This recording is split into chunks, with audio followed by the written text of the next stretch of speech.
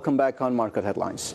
The beauty industry is growing faster than ever before, especially when we talk about fake lashes. Rising consciousness about appearance among consumers has created immense opportunity for the false eyelashes manufacturers. And don't forget about social media usage also continues to change the way consumers discover new products and engage with fake lashes brands. Fake lashes, or falsies, as millennials girls call it, is a very on the hype right now and such a trend. And behind such a trend, do you know that actually eyelash industry has a really good market size? By 2025, the global false eyelashes market size is expected to reach 1.6 billion US dollar, and this was based on the latest data from Grandview Research.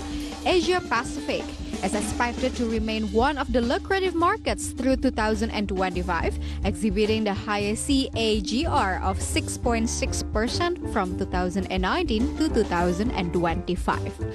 Growing awareness about evolving beauty trends and availability of new and more effective products in the country like India, China, South Korea, and Indonesia will drive the regional false lashes market.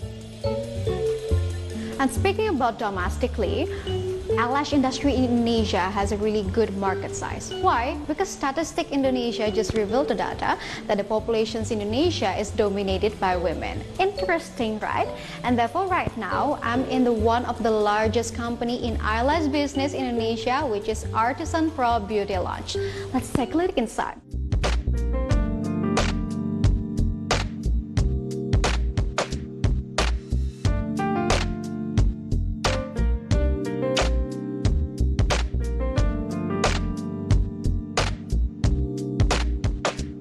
To get know more about potential in Indonesia's eyelash industry, and right now in here we got a chance to have a deeper discussions with the CEO of Artisan Professional.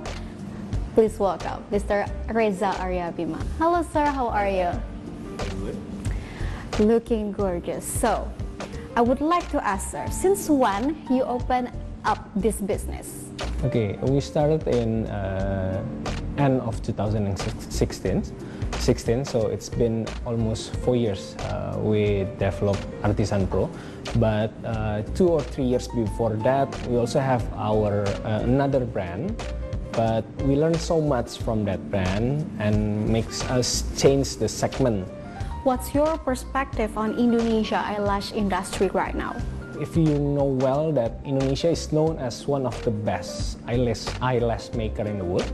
Our handmade creation is known worldwide. We have buyers from US, from Europe, but they usually use their own brand. So our dreams is to, why not we bring our brand from Indonesia and occupy the global market, because we have known for years as the best eyelash maker in the world. But why don't we have our own brand to expand to the global market? Do you think that government is supporting your business enough? Yes. Is there any government regulations that hamper your business?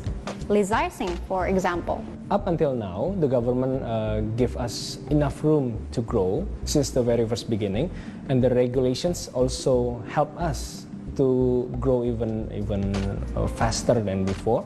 But I think the challenge would be on the communication side between the government regulations and for us the SME players, so that we can understand, we can seek for the help from the government bodies, what certifications that we must provide, we must work on what regulations that we need to understand or to know more.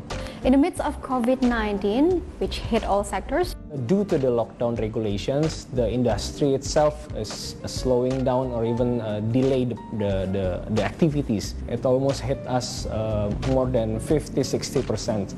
As you can see that there's no wedding allowed, there's no offline events allowed. So basically, there's no makeup artist had work to do. Also, with the pre-wedding session, the clients cannot go to abroad. They can do the photo session. So it hits us also. Do you know that government also give incentives for small medium enterprises, and do you have that kind of incentives? Yes, we do receive the incentive, especially in the tech side. But we're still waiting on the BPJS Tenaga Kerja side because we're still waiting for the official regulations. But for us, we do receive on the tech side. With many of eyelash competitors in Indonesia, we can see a lot of eyelash lines in Indonesia. So what's your strategy to boost yourselves? Number one is that we do our continuous innovation so that makeup artists can achieve different looks, to achieve different trends.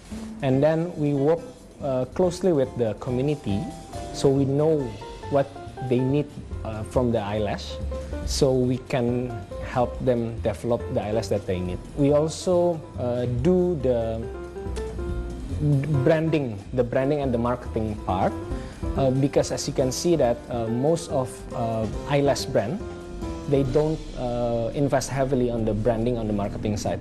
Thank you for letting us to serve into your beautiful showroom. It's really beautiful and warm as well. We hope nothing but the best for artisan professional to make another breakthrough. Thank you very much, sir, for your time with us.